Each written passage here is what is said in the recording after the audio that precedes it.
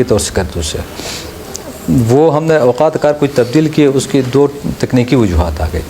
तकनीकी वजूहात ये कि सिर्फ डीजल जनरेटर का 5 से 6 मेगावाट ऐड करने से आपका आधा शहर ऑन नहीं होना था। अगर आप लीन फ्लो पे चलते हैं और अपनी स्टोरेज और फुल कैपेसिटी हासिल नहीं करते हैं, ऐसे में अब हमें करना ये पड़ रहा है जिस तरह हमने पिछले रमज़ान में किया था, जब डीजे सेट भी चलाए थे और दिन में कोई 3 से 4 घंटे हमने नल तर को बंद करके उसके रिजर्वायर्स भरे थे। जब रिजर्वायर भरते हैं और हम पीकिंग टाइम पर रिजर्वायर को पूरी कैपेसिटी पे चलाते हैं तो नल तर से हमें कुछ 27 से 28 मेगावाट जनरेट होती है एग्जिस्टिंग सिस्टम में। वो हमें गिलगित शहर पहुँचते हुए कोई 25 साढ़े 25 मेगावाट होती है।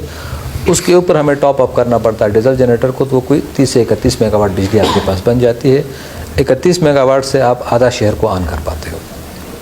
तो हमने 2 टाइम्स पे कंजर्वेशन की है, एक डे टाइम पे और एक नाइट टाइम पे थोड़ी बहुत कंजर्वेशन करके 4 बेस भर रहे हैं, लीन फ्लो पे नहीं छोड़ रहे हैं, ताकि सुबह के औकात पे नाश्ते के वक़्त और जब आपके दफातर और दुकान खुलते हैं और शाम में पीकिंग में आपको मैक्सिमम बिजली मिल जाए, जिसके लिए 2 औकात में रिजर्वायर भरने के लिए आपको कंप्रोमाइज़ करना पड़ेगा। अब ये सिचुएशन आपको वारंट करती थी कि आप पिछला जो आपका शेड्यूल था उसको रिविज़िट कर लें और उसके हिसाब से उसको फिट इन कर लें। ये पहले हफ्ते चलेगा, जिस तरह पहले मैंने गुजारिश की थी। इसके अंदर जो भी दुरुस्तगी की निशानदही होगी वो डिस्ट्रिक्ट की उसी टीम ने, डिस्ट्रिक्ट टास्क फोर्स ने बैठ के उसको रिविज़िट करना है। जहाँ जहाँ रिविज़िट करने की ज़रूरत पड़ी वो रिविज़िट होगा। सेम स्कर्दू में हमारी प्रॉब्लम ये है कि स्कर्दू में हम दिन में पीने का पानी देते हैं सतपारा से स्कर्दू शहर को, तो हम पीने का पानी पूरे स्कर्दू शहर को भी देते हैं और साथ में पूरी लोड पे बिजली भी चलाएं तो सतपारा तो आपके पास मार्च में उस पर आ जाएगा। ऐसे में दिन में हमें फिर सतपारा पे लोड नहीं डालना पड़ता है जनरेशन के लिए, लीन फ्लो पे कम फ्लो पे चलाते हैं। शाम में जब हम पब्लिक को पीने का पानी नहीं दे रहे होते हैं तो उस वक़्त हम वहाँ लोड ट्रांसफ़र कर लेते हैं जनरेशन पे, और उस वक़्त हम डीजल जनरेटर भी चला लेते हैं तो शहर के एक बड़े हिस्से को वहाँ बिजली मिलती है। तो कुछ आपको ये चीज़ टेलर मेड करनी पड़ेगी, आपकी मजबूरी है। और ये कहीं ना कहीं हमने जो कमिटमेंट की थी उस कमिटमेंट को पूरा ना कर पाना ये डिपार्टमेंट की उस कोताही का रिफ्लेक्ट भी कर रहा है। बेसिकली आपकी न सिर्फ अर्निंग बेहतर हो गई बल्कि कंजम्पशन भी बेहतर हो गई। जब आप स्मार्ट मीटर लगाते हैं या डिजिटल मीटर लगाते हैं, लोगों को जितनी भी यूनिट्स कंज्यूम किए हैं उसके हिसाब से जब बिल देना पड़ेगा तो लोग खुद ब खुद अपने घर के अंदर उसके इस्तेमाल को खुद रेगुलेट कर लेते हैं और उसके गलत इस्तेमाल को खुद ब खुद रोकते हैं, क्योंकि बराह रास्त उनके जेब पे उसका असर पड़ता है। तो आपका कौन उदास जो था, जब स्मार्ट मीटर नहीं लगा तो जब हम उस सारे सर्किट को ऑन करते थे तो 4 मेगावाट लोड आता था। जब आप लोगों का स्मार्ट मीटर लगा तो वो 1.25 मेगावाट आ गया था। तो इसका मतलब है कि उसकी एफिशिएंसी पब्लिक की वजह से 100 टाइम्स बेहतर हो गई थी। यही सोनीकोट में, जुल्फ़िकाराबाद में हमें इफेक्ट आया और यही अब हमें अम्परी में आ रहा है। कमिटमेंट होनी यही चाहिए थी कि जो बिजली का बिल बेहतर दे रहे हैं उनको बेहतर बिजली दी जाए और जो बिल कम दे रहे हैं उनको कम दी जाए। और ये मुल्क भर का में भी ये उसूल इस वक्त राइज है। KPK से बिजली जनरेट होती है, KPK में 12 घंटे बिजली मिलती है, पंजाब में 18 घंटे की या 20 घंटे की बिजली मिलती थी, इसलिए कि वहाँ बिल रिकवरी अच्छी थी। KPK में बिल रिकवरी कम थी तो वहाँ कम दी जाती थी।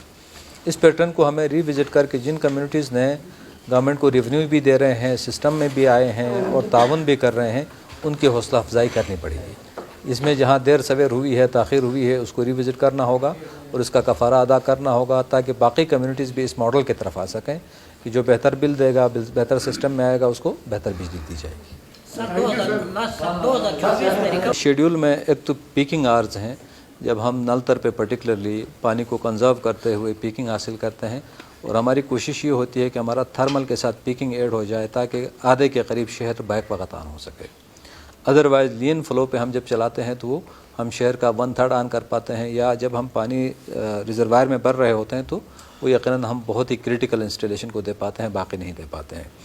ये हर डिस्ट्रिक्ट ने अपना शेड्यूल वीकली मुरतब करना है और वीकली उसको रिव्यू करना है। तो जो डिस्ट्रिक्ट टास्क फोर्स है उसने ये शेड्यूल बनाना भी है, उसी ने उसने रिव्यू करना है। उस पर जितना पब्लिक की तरफ से क्रिटिकल इनपुट आएगा उसके तहत आप लोगों ने उसको रिफ़ाइन करना है। इस शेड्यूल्स पे इस हद तक आपकी बात एग्रीड के ख़ासकर शाम के औकात में 1 घंटा देना, फिर उसके बाद आप लेके जाएं तो पब्लिक की ज़रूरियात पूरी नहीं होती हैं। तो गिलगित की हद तक तो आपको इस शेड्यूल को पीकिंग आवर्स के हद तक रिविज़िट करना होगा। दिन के औकात में यकीनन घंटों के हिसाब से होगी, इसलिए कि दिन में आपके पास बिजली कम होती है। और दूसरा, हमने उस दिन भी यही डिस्कस भी किया था और डिसाइड भी ये किया था कि लोगों का जितने पर्टिकुलरली शहर के वो हिस्से जहाँ दरिया से पानी लिफ्ट किया जाता है ان کے جب پمپ کے پاس بجلی ہوتی ہے تو ان کے پاس ٹینکی میں بھی بجلی ہونی چاہیے، اس لیے کہ پمپ سے لفٹ کر لیں گے اور اس کے بعد اوپر جب گھروں میں لوگوں نے اس کو اپنے اوپر ٹینکیوں میں دینا ہے، اس وقت بجلی نہ ہو تو پھر اس بجلی کا پانی کا کوئی فائدہ نہیں ہے۔ تو اس کو آپ لوگوں نے انٹیگریٹ کرنا تھا ڈسٹرکٹ ٹاسک فورس لیول پہ۔ میری ٹیم کو تاکید یہ تھی کہ آپ نے پمپ اور وہاں وہ جو پرٹیکولر وہ ایریاز ہیں جو گلگت میں جوٹیال کا ایریا ہے، سونی کوٹ کا سبا والا ایریا ہے، کونوداس کا ایریا ہے، اپ ٹو سکپر، یہ وہ ایریاز ہیں جو لفٹنگ پہ ہیں۔ باقی جو ہے وہ ہمارے کارگاہ اور اس طرح کے ایریگیشن پہ ہیں یا وہ سلوپ پہ ہیں جس کے لیے آپ کو لفٹنگ کی ضرورت نہیں پڑتی ہے دریا سے پانی کو لفٹ کرنے کے۔ اس دونوں کو انٹیگریٹ کرنا ہوگا۔ سر وولٹیج کا ایشو یہ ہے کہ ہم سٹینڈرڈ وولٹیج انفارچونیٹلی مینیج نہیں کر پا رہے ہیں۔ اس کی وجہ یہ نہیں ہے کہ ہماری مشینری یا ٹرانسمیشن کا ایشو ہے۔ آئیڈیلی دنیا بھر میں 220 کا آپ کو وولٹیج رکھنا پڑتا ہے تاکہ لوگوں کی ساری اپلائنسز اور وہ اس پہ رہیں۔ 200 کو سٹینڈرڈ مانا جاتا ہے، 220 ایک آئیڈیل سچویشن ہے، 200 کو سٹینڈرڈ مانا جاتا ہے اور 170 تک اس کو ٹالریٹ کیا جاتا ہے۔ اب ہم 200 اس کو مینٹین کرنا چاہتے ہیں تو پھر جو نمبر آف بینیفیشری ہے وہ کم ہو جاتا ہے۔ جب آپ وہ سٹینڈرڈ کی طرف چلے جاتے ہیں تو آپ کے بہت سارے گریڈز آپ کو کمپرومائز کرنے پڑیں گے۔ آپ نے مقدار بڑھانی ہے تو یقیناً یہاں پھر معیار پہ تھوڑا سا کمپرومائز ہو جاتا ہے، اور اس میں ہماری ایفرٹ یہ ہوتی ہے کہ یہ 180 سے نیچے نہ آ جائے، چونکہ 180 سے نیچے جو ہے پبلک کو لاس ہوتا ہے۔ کارگاہ سرکٹ میں ہمیں پرابلم ہوئی تھی کہ ہماری ٹرانسمیشن لائن کے اور ہمارے گرڈ کے درمیان کوئی ریٹنٹ آ رہا تھا، اس کی وجہ سے بار بار وہ فلکچویٹ کر جاتی تھی۔ وہاں ہم نے 33 kV کی ٹرانسمیشن کو ابھی ریسنٹلی بحال کیا ہے تو وہ مسئلہ حل ہوا ہے۔ شہر کے اندر ہماری ایفرٹ یہ ہوتی ہے کہ یہ 170 اور 180 کے درمیان رہے تاکہ لیسٹ جو سٹینڈرڈز ہیں اس کو میٹ کیا جائے۔ جہاں جہاں یہ شکایتیں آتی ہیں آپ ہمیں بھی بتا دیں اور اس میں ٹاسک فورس کو بھی بتا دیں، ہم کوشش کریں گے کہ لیسٹ 180 کا سٹینڈرڈ کو برقرار رکھیں۔ اچھا سیکٹری صاحب، سوال یہ ہے کہ کیونکہ آپ نے کہا کہ سٹی کے اندر جو ہے ایم سی ایریا کے اندر اسپیشل جو لائنیں تھی تو اس کی بھی ایک سروے ہوئی تھی، لیکن وہ ڈیٹیل سروے نہیں تھی جس کو آپ ڈیٹیل فیزیبلٹی کہتے ہیں، جس کی باقاعدہ ٹیسٹ ہوں اور اس کی ساری انویسٹیگیشنز کی گئی ہوں۔ وہ ڈیٹیل انویسٹیگیشن کرتے ہیں جب آپ کے پاس کوئی پی سی 1 ہو۔ تو ڈیمانڈ جی بی گورنمنٹ کی طرف سے 50 میگا واٹ کی گئی تھی۔ ہم نے جو وہاں سچویشن پریزنٹ کی تھی جی بی گورنمنٹ نے پرائم منسٹر صاحب کے سامنے کہ سردیوں میں ہمارا شارٹ فال جو ہے وہ کوئی 250 سے 350 میگا واٹ کا ہے۔ تو پرائم منسٹر صاحب نے پھر وہ شارٹ فال کو دیکھتے ہوئے شاید زیادہ مناسب جانا کہ چلو انہوں نے ڈیمانڈ مجھے کم کیا ہے، میں 100 میگا واٹ کا کر لیتا ہوں اور وہ 100 mega what across Gilgit Baltistan تقسیم ہونا ہے۔